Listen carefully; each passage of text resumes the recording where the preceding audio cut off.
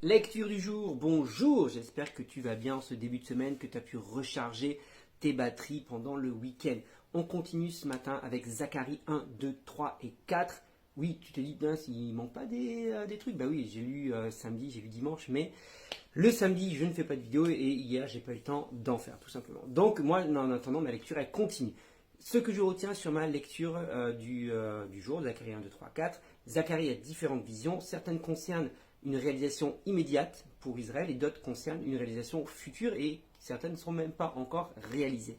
Et donc, ouais, il faut savoir faire la différence. Mais bon, c'est assez facile au final hein, quand tu lis, quand tu connais un peu la culture biblique, les histoires et ce qui s'est déjà passé, tu sais faire la différence entre ce qui doit se réaliser et ce qui est déjà réalisé.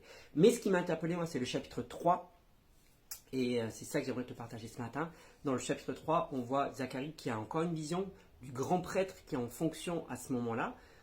Et le grand prêtre s'appelle Yeshua. Et puis Yeshua semble être accusé par Satan devant l'Éternel. C'est la vision qu'il a à ce moment-là. Et là, il y a l'ange de l'Éternel qui s'approche et qui dit que le Seigneur te fasse taire. Satan, oui, qu'il te fasse taire. Yeshua n'est-il pas comme un bois tiré du feu? Et c'est très intéressant en sachant que l'ange de l'Éternel, l'Ancien Testament, représente Jésus. Et c'est Jésus qui va faire taire Satan et qui va défendre Yeshua. Et on sait que Jésus était auprès du Père, c'est marqué dans le Nouveau Testament que Jésus est auprès du Père et qu'il intercède pour nous. Et Satan tient toujours ce rôle d'accusateur. On le voit, l'accusateur des frères, l'accusateur des âmes, et il le fait déjà à ce moment-là. Donc c'est vraiment une confirmation. Et c'est vraiment intéressant la suite, parce que dans la suite, il est marqué que Yeshua était recouvert d'habits sales. Donc c'est pas pour rien que Satan venait accuser en disant mais regarde le grand prêtre, certainement, j'extrapole parce que c'est pas écrit, mais regarde les habits sont sales, il est impur, il est souillé, tatine, il a pas sa place, nanana, il essaie de l'accuser. Ce que fait Satan tout le temps.